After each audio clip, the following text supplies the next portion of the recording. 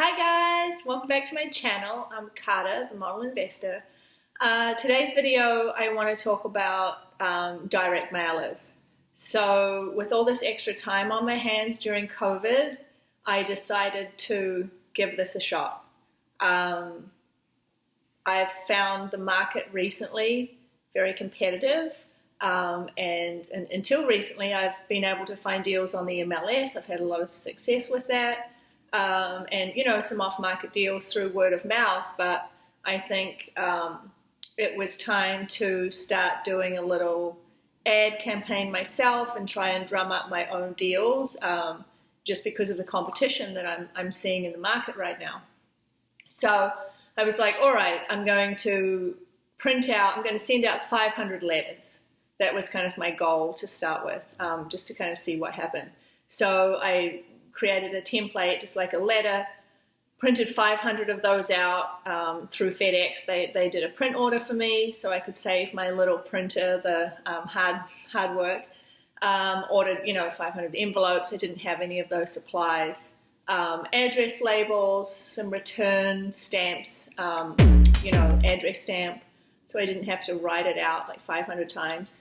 And tried to go to the post office and get a permit to, send bulk mailing so I could get a discount on the stamps. But my particular post office wasn't accepting any more applications, and they were giving me a runaround, pretty classic of the post office around here, eye roll. So I ended up just buying 500 stamps. I was like, I'll do this one time and we'll see what happens, and I'll work it out if it works out. So took a couple of days. I roped my husband into it, and we stuffed the envelopes. You say stuffed the envelopes? Yeah, I guess stuffed the envelopes. Put stamps on, did all that. It was like this endless job. We thought we'd never get to the bottom of it, but we did it, and we sent them all off. So we're feeling very accomplished, and I wasn't sure if anyone was going to get back to me. It's kind of an experiment. It's the first time I've done direct mailers. I'd read a little bit about it, but so anyway, 2 days later, I started getting calls, and Hello? The first call, I was like, oh dear, it was a guy, it was an owner.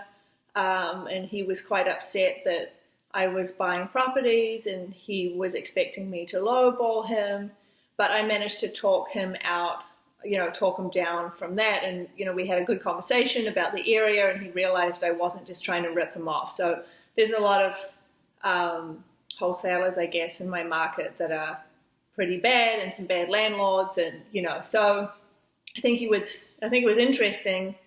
And being a woman as well, I was able to kind of just have a normal conversation with him. And anyway, so I was like, well, maybe this isn't going to work out. And then a few hours later, I get another call, another woman. She wanted to sell a 2-family. My property manager's going to look at that tomorrow to check out the inside. He drove by the other day. So that's a lead that we're definitely interested in.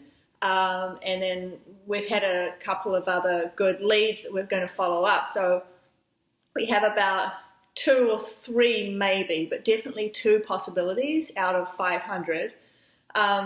One funny thing, I had a guy call me, and he said he had a large package of properties, and I was quite excited about this, and I ran it by my property manager, and he's just like, block that number, this guy's a disaster, to work with, you don't want to have anything to do with him. So I blocked his number after just, I actually replied to him, and I just said the properties don't fit our criteria, because he had taken the time to reach out to me.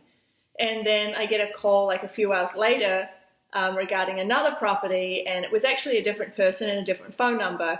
Ran that by my property manager, and he's like, it's the same guy, he's just sent someone else to call. So that was kind of weird, but it's all part of it, I guess. I'm just, you're kind of just putting yourself out there. So far we have, like I said, two solid leads, 1 maybe. I'm keeping track of everything in a software called Pipeline. And I just make notes after every phone call or every text, or like where we are at with the deal, which is really cool. And what else? Something else funny happened. Oh yeah, so 2 days after I'd sent the letters out, my broker called me and he's like, "We just received a letter from you. It hasn't been sealed and there's nothing in it." And I was like, how? That can't be right. How did that happen? Like, how many people have received empty envelopes that weren't sealed? But we went back in our tracks and we realized that we had a couple of printed pages that we had 2 extra at the end. So I think a couple of envelopes have just got slipped under each other and that one didn't go out. But what are the chances of my broker receiving that one? I'm sure at the time he was just like, what a disaster. Like, we're never going to get any leads from this. It was kind of funny. She's never going to get any leads from this. But so I was kind of proud when I was able to tell him that I had a couple. And so also we had 2 letters that were returned to us with no address on them. So that's 3 that we know of. I mean, it's kind of a numbers game. It's definitely our mistake, and we'd have to make sure we were a little more on that. But I mean, when you're folding 500 letters and stamping them, and I think things just slip through the cracks. So hopefully not too many. Hopefully it's 3 out of 500. But yeah, I mean, the total cost with printing stamps at full retail price, which is something I would have to work on, the paper, address labels, the software, $15 a month, came to $424. So it's not cheap, but if I can get even just one deal out of it, I'll make that money back, of course. And it was an interesting experiment. So I guess now it's just, I need to just perfect the system more, try and get the postage, bulk mailing postage price down, and I might do another one in like a couple of months maybe. I'll see how this goes. But I use really nice paper too. I was quite happy with paper.